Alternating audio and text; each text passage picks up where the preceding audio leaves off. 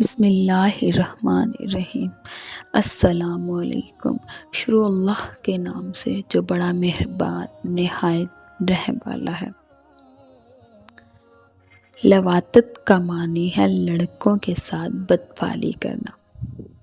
سب سے پہلے یہ بے شرمی کا کام حضرت لوط علیہ السلام کی قوم نے کیا۔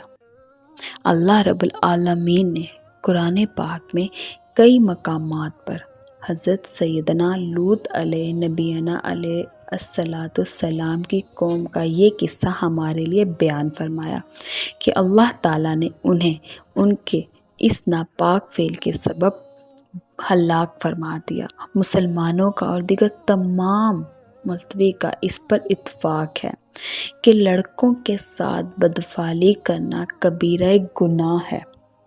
لواطت کی مذمت قرآن کی روشنی میں ترجمہ کنز ایمان۔ اور لوط کو بھیجا جب اس نے اپنی قوم سے کہا، کیا وہ بے شرمی بے حیائی کرتے ہو جو تم سے پہلے جہان میں کسی نے نہ کی؟ تم تو مردوں کے پاس شہوت اور تم لوگ حد سے گزر گئے ہو۔ ترجمہ کنز ایمان۔ کیا مخلوق میں مردوں سے بدفعلی کرتے ہو اور چھوڑتے ہو وہ جو تمہارے لیے تمہارے رب نے جو روئے بنائے، بلکہ تم لوگ حد سے بڑھنے والے ہو۔ ترجمہ النبی۔ اور لوط کو ہم نے حکومت اور علم دیا اور اسے اس بستی سے نجات بخشی جو گندے کام کرتی تھی۔ بے شک وہ برے لوگ تھے، نافرمان تھے۔ لواطت ایسا کام ہے جو مردوں کی اس اصل فطرت کے برعکس ہے جس پر اللہ تعالیٰ نے انہیں پیدا فرمایا ہے۔ لواطت پر قدرت دینے والوں نے اپنے اس طبیعت کو بھی بدل دیا جو اللہ تعالیٰ نے مردوں میں رکھی ہے۔ انہوں نے اللہ تعالیٰ کے بنائے فطری قانون کی خلاف ورزی کی۔ ہم جنس پرستی جیسا گناہ عظیم کیا سارا معاملہ الٹ پلٹ کر دیا تو اللہ تعالیٰ نے انہیں ان کے اس عمل معکوس کی سزا یوں دی کہ ان پر ان کے گھروں کو الٹ دیا اور ان کی بستی بستی کے نچلے حصے کو اوپر حصہ کر دیا اور عذاب میں انہیں سر کے بل گرا دیا۔ پھر جب ہمارا حکم آیا ہم نے اس بستی کے اوپر کو اس کا نیچا کر دیا اور اس پر کنکر کے پتھر لگاتار برسائے جو نشان کیے ہوئے تیرے رب کے پاس ہیں اور وہ پتھر کچھ ظالموں سے دور نہیں۔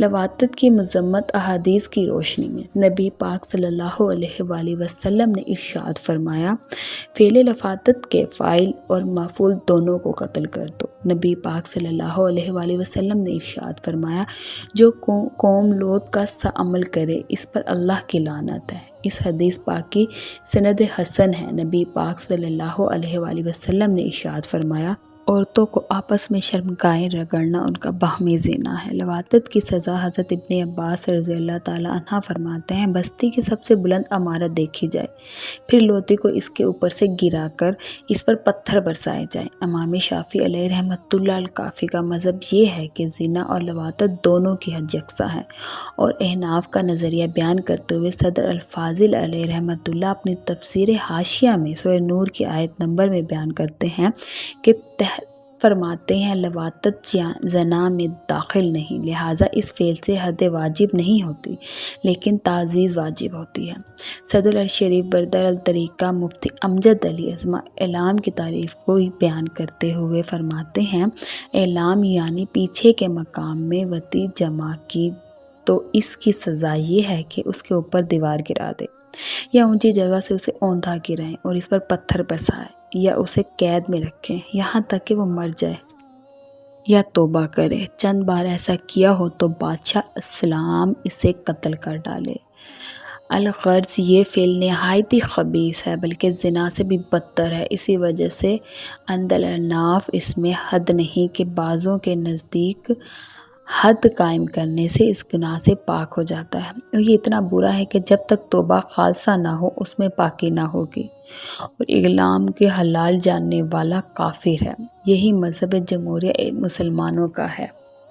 لواطت کے بعض طبی نقصانات: 1 ایڈز، 2 جگر کی بیماریاں، 3 بواسیر، 4 مرض سیلان، 5 جراثومی ملان کی جلن، 6 ٹائیفائڈ، 7 ایمیا کا مرض، 8 آنتڑیوں میں کیڑے پڑنا۔ 9 خارش، چنبل کا مرض، 10 مردانہ کم۔ اللہ پاک آپ کو اور ہم سب کو اس بے شرمی کے کام سے دور رکھے اور اپنے حبیب کے تعلیمات پر عمل کرنے کی توفیق دے، آمین ثم آمین۔ اگر آپ نے ابھی تک میرا چینل سبسکرائب نہیں کیا تو پلیز اس کو لائک کریں، سبسکرائب کریں اور بیل آئیکن کے بٹن کو دبانا نہ بھولیں، جس سے ہماری آنے والی ہر نئی ویڈیو کی نوٹیفیکیشن آپ کو بر وقت مل سکے۔ شکریہ۔